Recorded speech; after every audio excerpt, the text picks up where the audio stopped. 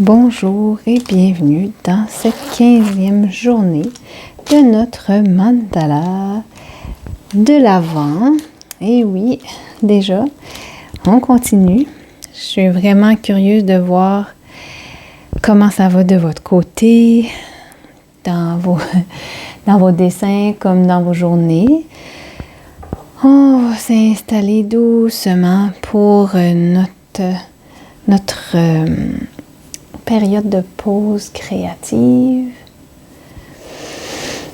On respire et justement, on se pose.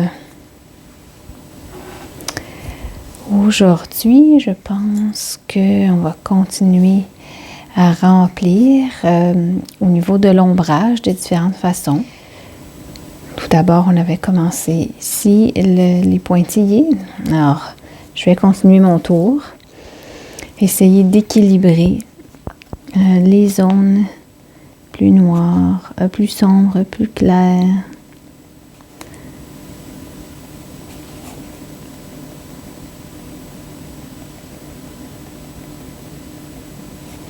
Ce sont vraiment de petites touches.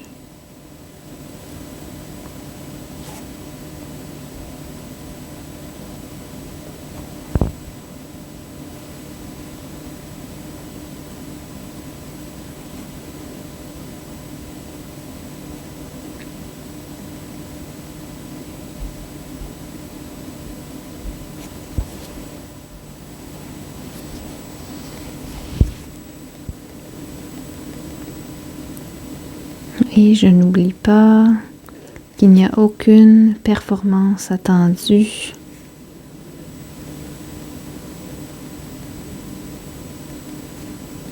Il va un trait, ou plutôt ici un point à la fois.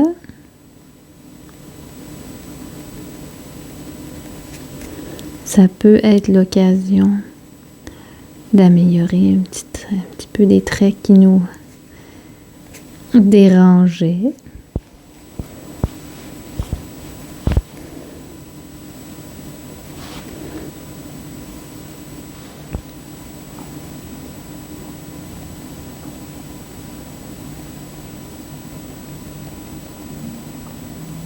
C'est sûr que ça va être plus dense, là où je considère qu'il y a de l'ombre portée de la forme qui est juste au-dessus, par exemple ici,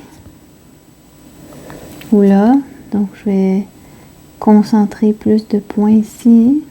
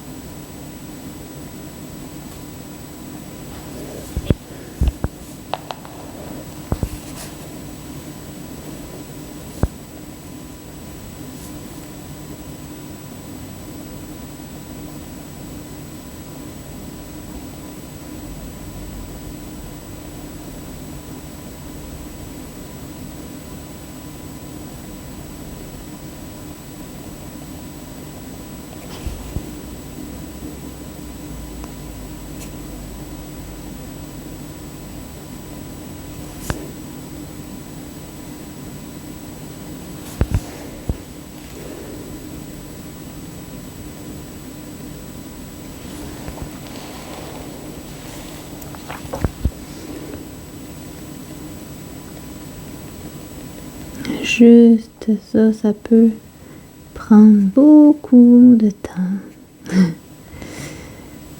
Est-ce qu'on passe, on repasse, on revient? On essaie de, comme je disais, donc d'équilibrer.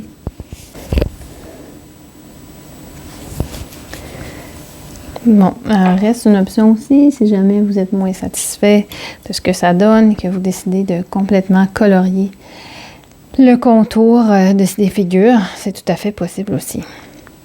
Je me rends compte que je n'ai pas de vert à l'intérieur, à part ces petits points ici. C'est sûr que là, vous voyez peut-être le côté plus brillant que le pigment lui-même. C'est ce qui se passe avec les crayons gel, de toute façon, c'est normal. J'ai aussi mon crayon noir. Et là, ça m'intéresse beaucoup. On arrive avec notre fameuse cocotte.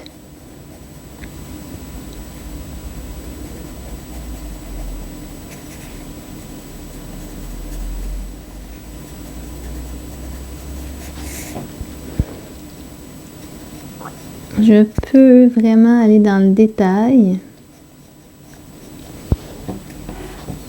Pour l'instant, je vais seulement faire le contour d'un côté pour une ombre portée. Mais c'est sûr que chaque graine, je ne sais pas comment les nommer, de cette structure-là est placée par-dessus une autre. Donc, c'est vraiment tout un château fort qui se construit avec de l'ombre portée. Je suis pas obligée d'en mettre partout, alors j'essaie pour pas trop surcharger non plus. J'essaie de voir l'effet que ça donne avec un peu de parcimonie. Et peut-être que ça sera suffisant pour donner notre idée de profondeur sans trop surcharger.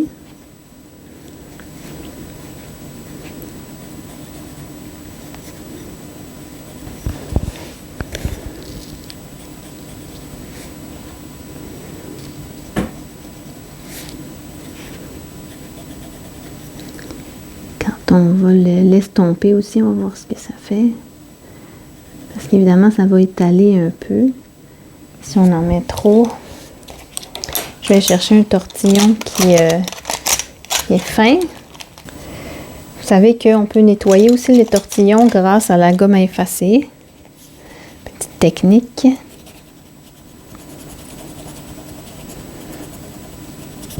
Ici, ça va le décharger un petit peu des pigments antérieurs.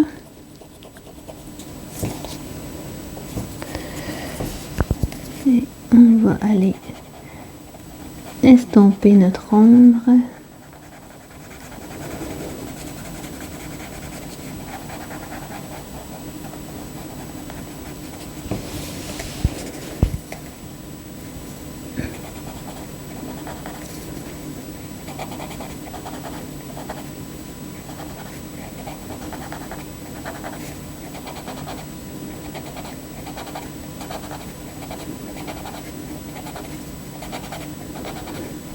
On n'est pas obligé d'aller autant dans le détail. Si l'ombrage vous intéresse moins, on peut vraiment juste faire le contour de la structure ou on peut décider de colorier. Colorier avec des feutres, de l'aquarelle, du crayon de bois, comme vous voulez, selon le niveau de précision qui vous tente. Ici, je trouve que c'est un peu confus.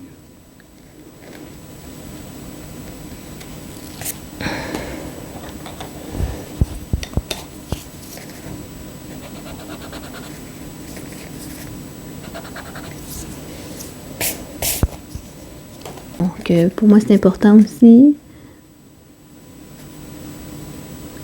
de retracer pour bien délimiter. Je peux même aussi retracer du côté où j'ai plus d'ombre portée pour épaissir ce trait-là extérieur et contraster encore plus avec le reste de la figure.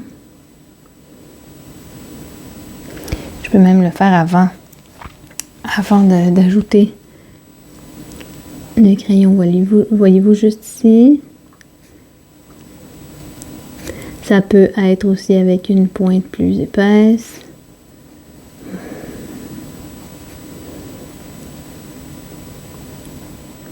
Tout de suite, je viens délimiter un espace plus foncé. Je Juste avec le même crayon.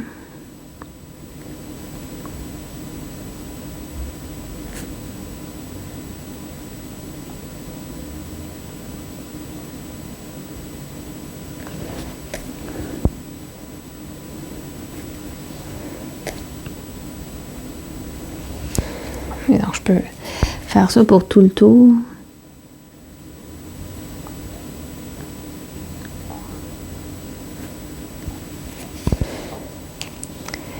Donc ici, on voit que déjà, là, ça nous donne vraiment un effet différent. Je n'ai pas été jusqu'à... Ici, je n'ai pas fait, donc c'est important de vraiment rester constant sur la surface pour satisfaire l'œil un peu. Ça va ressembler à ça pour aujourd'hui. Si vous voulez, vous continuez et on se revoit demain.